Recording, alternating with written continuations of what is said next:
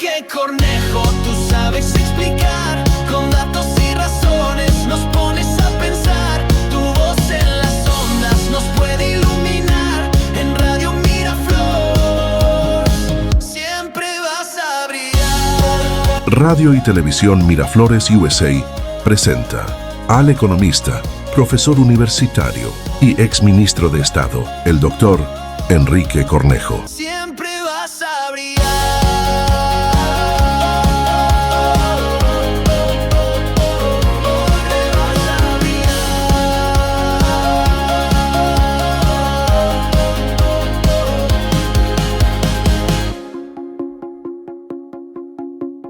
¿Cómo están, estimados amigos de Radio Miraflores USA? En este video quiero explicarles de la manera más sencilla cómo se construye un fondo de pensiones. Esos fondos que permiten que tengamos, cuando ya estamos en edad de jubilación, la pensión que nos permite vivir o que por lo menos nos ayuda en cierta manera a vivir hasta el fin de nuestros días. Que habrán visto ustedes las noticias, en varios países del mundo está aumentando, está retardándose la edad para salir jubilado, que más o menos hasta hace algunos años era en casi todo el mundo 65 años. Algunos países están aumentando la edad, ¿no? Lo están haciendo, digamos, no sin dificultades, porque lógicamente algunas personas esperaban hace mucho tiempo jubilarse a tal edad y ahora resulta que el gobierno le dice vamos a hacer que esa jubilación sea postergada por 1, 2, 3 años. ¿Qué es lo que está pasando? Miren, una pensión se calcula técnicamente en base a un cálculo actuarial. Es decir, se hace un análisis de la estructura de la población y se proyecta esa población para los próximos 20, 50, 100 años.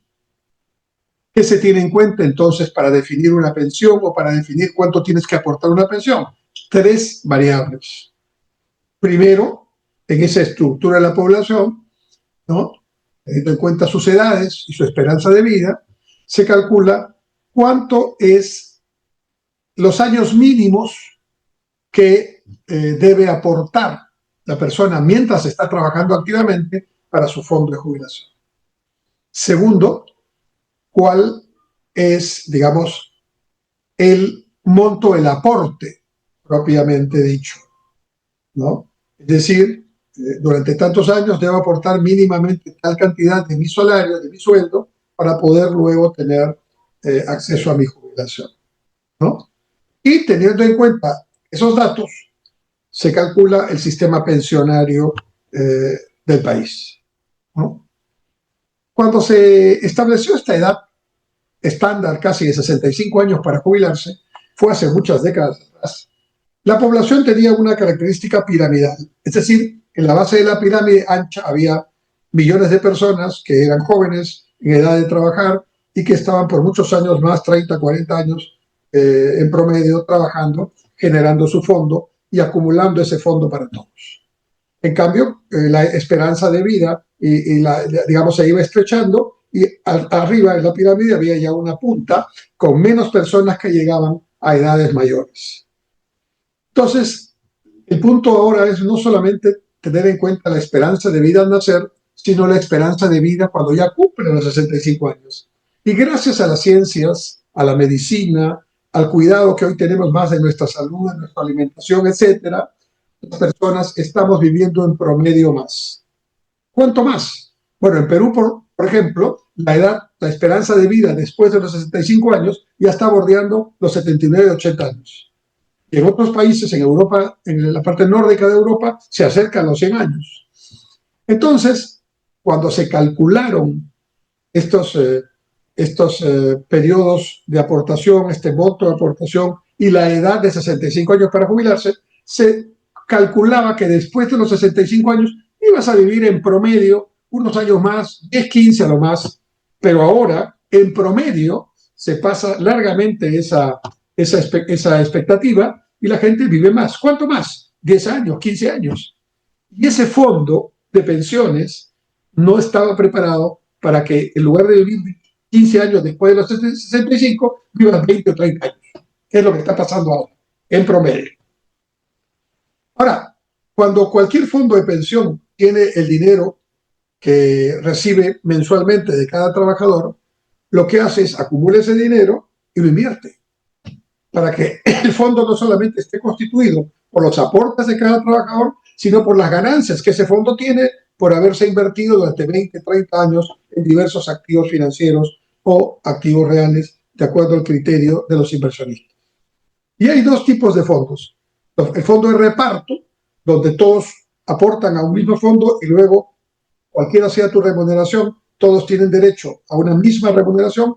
Es el sistema de la Oficina Nacional Previsional, ONP, que maneja el Estado, las pensiones de la ONP, o el fondo de reparto o de capitalización individual, más bien, el de reparto es el otro, el de capitalización individual, que más bien dice que si tú ganas más, vas a aportar más y tu fondo va a crecer más que el que aporta menos. En realidad, ambos fondos tienen una explicación, una lógica, y quizás lo óptimo sería tener una base de reparto y un siguiente piso de capitalización. En el caso del Perú, la capitalización individual se hace a través de los fondos administrados por las AFP. En realidad, ambos sistemas buscan lo mismo, invertir lo que se tiene para crecer como fondo. Cuando llegue la edad de jubilación que corresponda, entonces se reparte igual para todos en el sistema de reparto o de acuerdo al aportado en el sistema de capitalización individual. Está pasando que la población está creciendo, pero la población joven no está creciendo mucho más que antes. Hoy los jóvenes no quieren tener hijos. Y en el futuro eso va a ser un problema serio. Miren el caso de China con la política del hijo único. Han tenido que retroceder y empezar a decir, nos equivocamos, ahora quieren que tengan 2 hijos, pero ya los chicos no quieren tener más de un hijo, y muchas parejas hoy día no quieren tener hijos. Entonces hay un problema en la base. A ese problema se suma que muchos de estos trabajos son independientes y no están en planilla, se les llama informales o como se les llame, y entonces no aportan al sistema, y el sistema no crece como debería crecer. Y al mismo tiempo que la base se está estrechando por estas dos razones, la punta se está ampliando arriba de la pirámide, porque la gente vive más. Entonces tenemos en todos los países del mundo sistemas de pensiones desfinanciados. Es decir, los trabajadores no tienen la culpa de eso, porque no les advirtieron que iba a pasar este cambio extraordinario en la población y en la vida. Y entonces, ¿qué está pasando? Los gobiernos tienen que estar subsidiando la parte que no está cubierta por las pensiones así elaboradas como les he contado. Y cada vez el subsidio para las pensiones es mayor, y como los gobiernos, muchos tienen problemas serios de endeudamiento y de manejo fiscal, entonces dicen, no puedo sostener esto, entonces por eso están ampliando la edad de jubilación y por eso están tratando de incorporar a los jóvenes, la mayor cantidad de ellos, a la base para que puedan tener fondos que puedan permitir el crecimiento futuro de estas pensiones. Ese es el problema. Un poco técnico, ¿verdad? Bastante técnico, pero hay que explicarlo, porque se hace mucha demagogia con este asunto y, lógicamente, políticamente, es muy difícil decirle a la gente, sobre todo a la gente que ya está jubilada, mira, la verdad es que no me alcanza para subirte la pensión o tienes que trabajar más antes de jubilar. Lo entiendo perfectamente, pero quería explicárselos para que ustedes tengan el conocimiento de cómo este problema es realmente un grave problema en todo el mundo.